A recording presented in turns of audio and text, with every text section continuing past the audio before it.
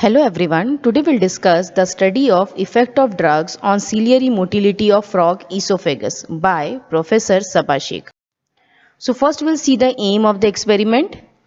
The aim of the experiment is to study the effect of acetylcholine, physostigmine and atropine on ciliary movement in frog buccal cavity. Now we'll see the principle behind this experiment. So basically cilia in the buccal cavity and in the esophagus helps in the movement of food particles. Cilia is very important because it is involved in the movement of food particles. Similarly, the importance of mucociliary function has been established in the respiratory tract and pulmonary diseases such as chronic bronchitis, asthma and cystic fibrosis. The integrity of mucociliary function is very important in this airway diseases.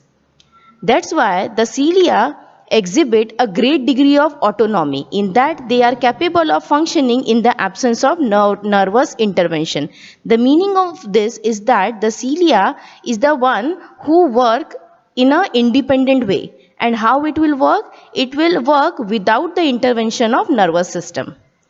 And it has been demonstrated that the acetylcholine present in the mucous membrane of the trachea and buccal cavity help in the ciliary movement. So without nervous intervention, how this cilia will work? The cilia will work due to the presence of acetylcholine. And acetylcholine serve as a local hormone and the presence of choline acetylase support the fact that acetylcholine is locally synthesized in the mucous membrane, and thereby this acetylcholine demonstrate that it will help in the movement of cilia. So now, how to perform this experiment? How to check the effect of different drugs on this movement of cilia? So for that we required some requirements. So we required animal, that is frog, drug physostigmine stock solution 1 microgram per ml, atropine stock solution 1 microgram per ml. Then physiological solution, which is nothing but the normal saline we use here.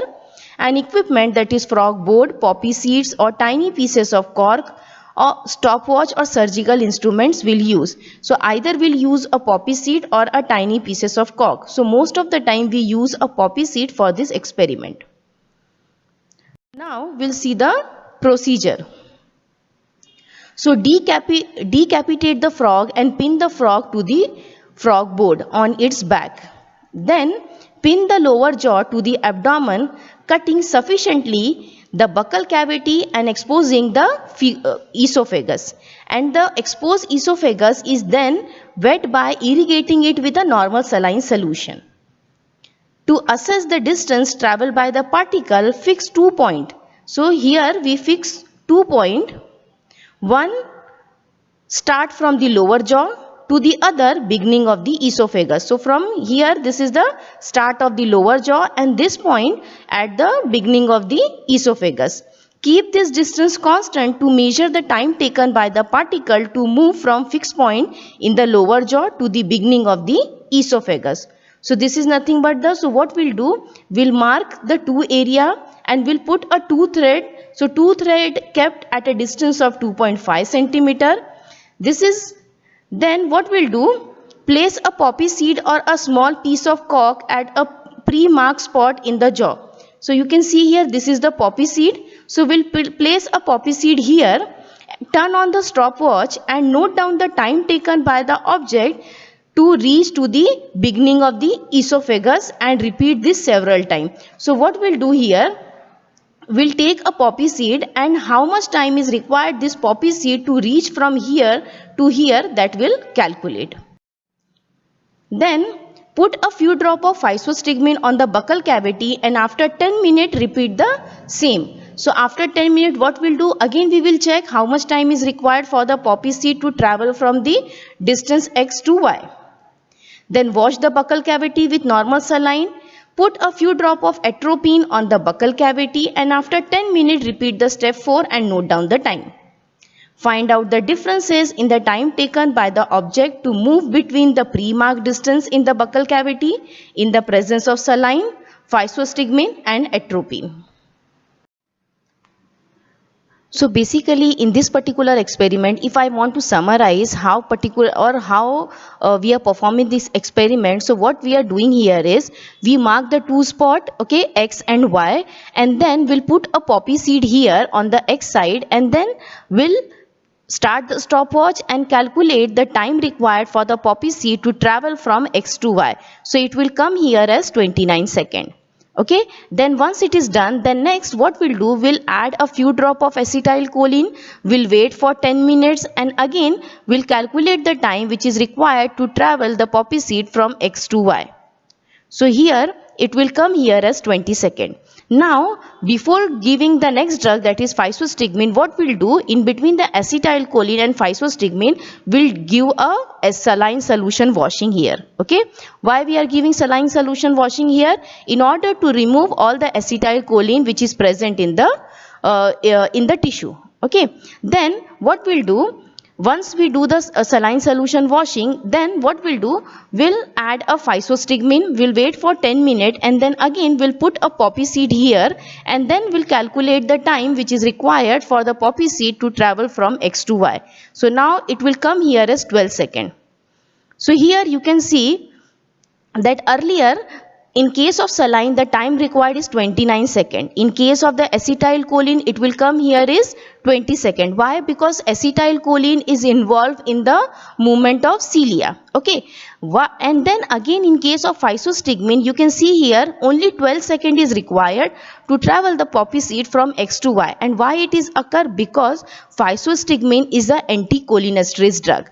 So what it will do, anticholinesterase drug are the drug which inhibit the enzyme acetylcholinesterase, and as we all aware of that acetylcholinesterase are involved in the, we can say, the destruction of acetylcholine. So now acetylcholine is not we can say it is not metabolized, and due to which here the concentration of acetylcholine is increases due to physostigmine, and that's why the movement of cilia here increases, and that's why what happens here, the poppy seed travel faster as compared to the saline solution.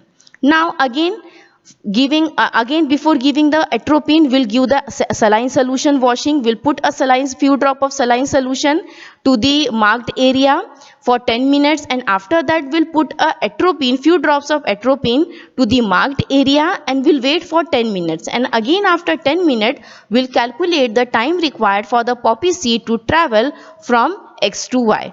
So now it will come here is 53. The time required here is the 53 seconds. So why it is so? Because atropine is an anticholinergic drug. So this anticholinergic drug block the action of acetylcholine, due to which less acetylcholine is available, and as we all aware of that acetylcholine is required for the cilia movement, and that's why here the movement of cilia reduces because of the atropine. And that's why this this poppy seed required a much longer time as compared to saline solution to travel from X to Y. So now if I want to summarize this particular entire experiment, so I will summarize in this form.